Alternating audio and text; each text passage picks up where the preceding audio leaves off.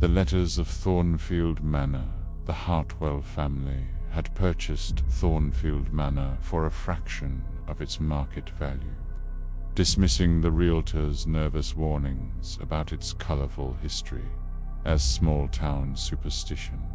The Victorian house stood like a weathered sentinel on Elm Street, its Gothic windows reflecting the autumn sky with an almost sentient awareness. Margaret and David Hartwell, along with their twin daughters Emma and Sarah, saw only charm in the creaking floorboards and shadows that seemed to shift when no one was looking. The first letter arrived on a Tuesday morning, slipped beneath their front door sometime during the night. Margaret discovered it while retrieving the newspaper, her fingers trembling as she examined the yellowed envelope. Her name was written in spidery handwriting that seemed to crawl across the paper like living things. Inside, a single line in the same unsettling script. _welcome home, Margaret. We've been waiting. David dismissed it as a prank from neighborhood children, but Margaret felt something cold settle in her chest. The paper felt ancient, brittle, and carried a faint smell of decay that lingered on her fingertips long after she'd thrown the letter away. The second letter came 3 days later, this time addressed to David. The message was longer, more intimate. The children laugh in the walls at night. Do you hear them, David? They remember when this was their home. The handwriting remained the same, that spidery, antiquated script that seemed to pulse with malevolent life. As October deepened, the letters multiplied, one for each family member, arriving with clockwork precision every few days. The messages grew increasingly personal, referencing private conversations, childhood fears, and secrets the family had never shared with anyone. Emma's letter mentioned her recurring nightmare about drowning in black water. Sarah S. spoke of the imaginary friend she never told her parents about the pale girl who stood in her bedroom corner each night. The house itself seemed to respond to the letter's arrival. Doors that had been securely latched would swing open in the middle of the night. The temperature would plummet without warning, sending the family scrambling for sweaters in rooms that had been warm moments before.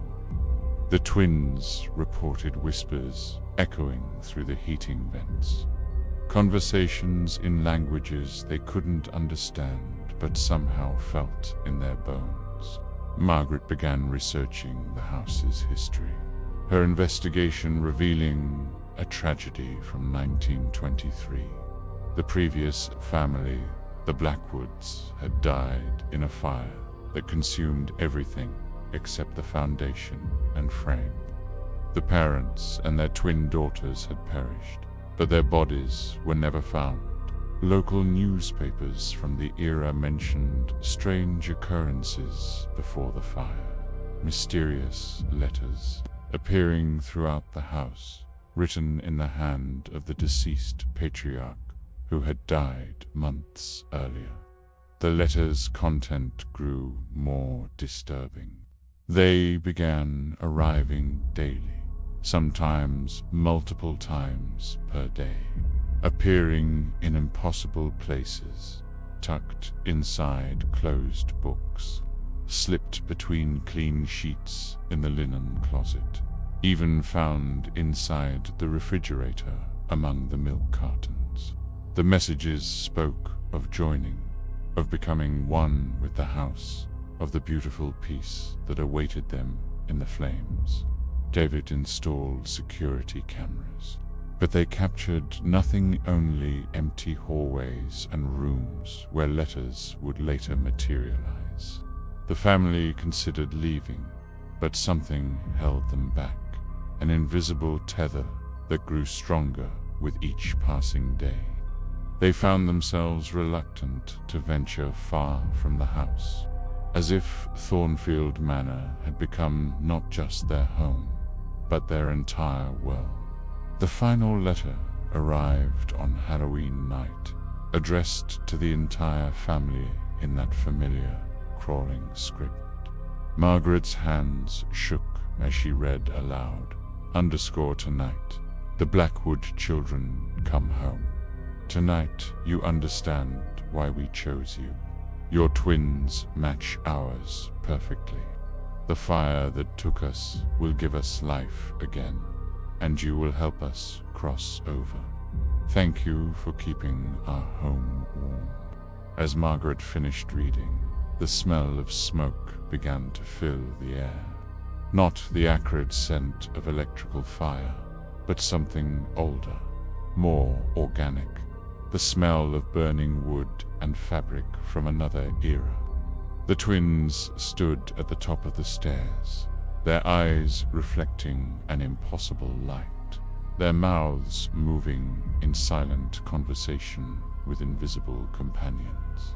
Put in the growing darkness, Margaret finally understood.